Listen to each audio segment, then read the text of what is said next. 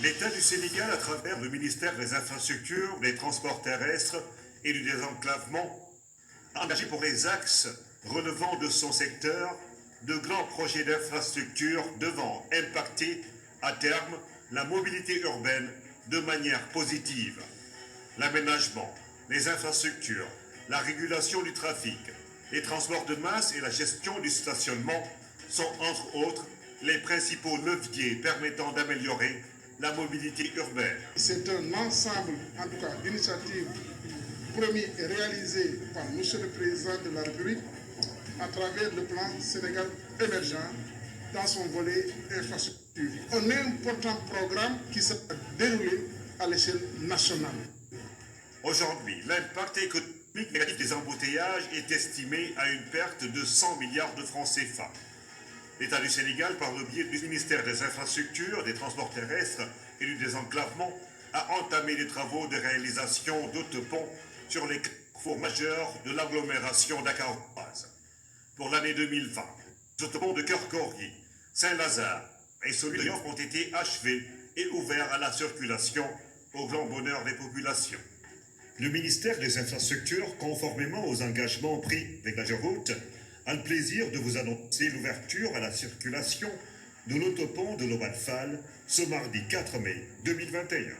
On a démarré depuis octobre l'ouvrage de l'Obalfal et nous démarrerons aussi bientôt les ouvrages que sont celui de Cambérène au niveau de la Nationale 1, l'ouvrage majeur de Front de Terre qui est la jonction Bourguiba-Front de Terre et l'ouvrage de Kermassar qui est un ouvrage non moins important. Ces infrastructures pour lesquelles le travail ne s'est pas limité à la construction des ouvrages ont été pensées dans un esprit d'aménagement urbain, passant par l'esthétique des ponts et des rampes, le confort de circulation, l'aménagement des espaces de détente, des allées piétonnes avec des espaces verts et de l'éclairage public, entre autres réalisations.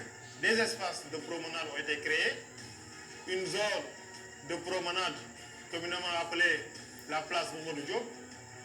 Il y a aussi un parcours sportif qui a été créé.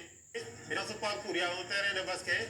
À cela aussi s'ajoutent 2 aires de jeu qui permettent aussi aux enfants d'avoir des espaces pour pouvoir jouer tranquillement. Je pense que ce genre d'ouvrages sont à multiplier à travers la ville. Le déploiement de la technologie des unibridges avec l'érection d'une usine de préfabrication à Diamniadio permettent de réaliser les tabliers avec des délais records. La Géroute et Matière ont travaillé conjointement à essayer de mettre en place des dispositions constructives qui impactent le moins sur site.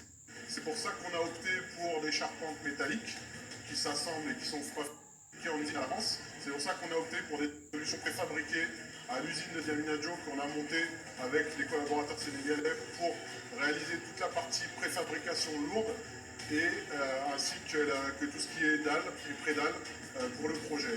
Ça nous permet de travailler en temps masqué, c'est-à-dire en préparation sur tous ces ouvrages, ce qui est également ce qu'on a fait sur les ouvrages qu'on démarre, que ce soit Kermassar ou Front de Terre. On a déjà des éléments qui sont prêts, qui commencent à se préparer pour que les interventions sur site soient les plus courtes possibles et que justement il y ait le moins d'impact pour les usagers et que ce soit le plus efficace possible dans l'exécution des travaux. Les Dakarois sont invités à préserver ces ouvrages qui sont les leurs, car participant à la création d'un cadre de vie durable. Le ministère des Infrastructures, des Transports terrestres et du désenclavement vous donne rendez-vous pour l'ouverture prochaine des ouvrages restants afin d'améliorer la mobilité urbaine et le cadre de vie des Dakarois. Ageroute Sénégal travaille pour vous.